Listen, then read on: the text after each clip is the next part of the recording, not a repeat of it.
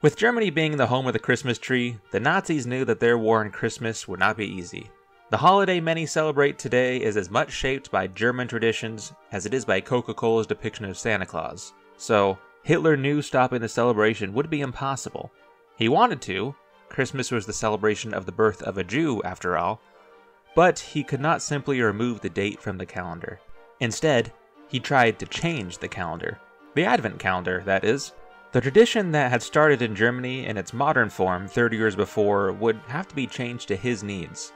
But how did Advent calendars get here? And what's more, how did a tool of Hitler end up in Eisenhower's White House 10 years later and in homes worldwide today?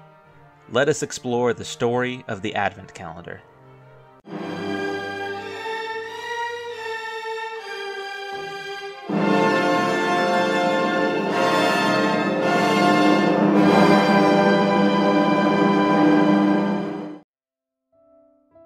The Advent that gives the calendar its name is the Advent of Jesus Christ, or, in other words, his birth on Christmas.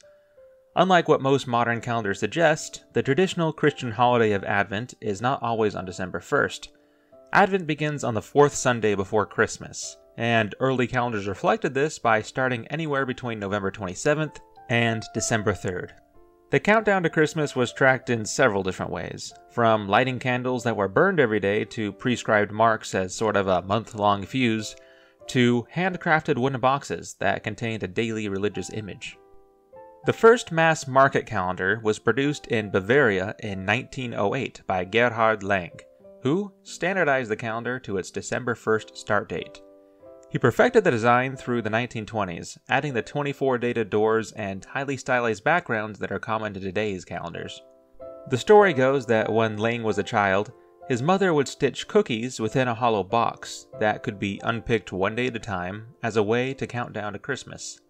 Thus, treats and toys began to join candles and scriptures behind Advent calendar doors as a way to keep children excited. The market for these new disposable Advent calendars took off in Germany in the 1930s, where, no matter how dark the December, families could find a little light waiting behind their doors. And things were getting dark. With the rise of the Third Reich, Germany's new political masters sought to control every part of their citizens' lives. Everything in Germany was to be German, from the rivers that flowed through it to the religion practiced in it. Christianity was to be replaced by Germanic paganism, Christmas with the celebration of the winter solstice. Hymns were rewritten, and the party even suggested that Christmas cookies should be baked in the shape of swastikas. Advent calendars got caught up in this hyper-nationalist hysteria, despite their origins in Germany. Paper shortages caused by the war were blamed for an early ban on them. But, as the Nazis' war on Christmas regressed, they found it easier to twist an existing tradition than to outright revoke it.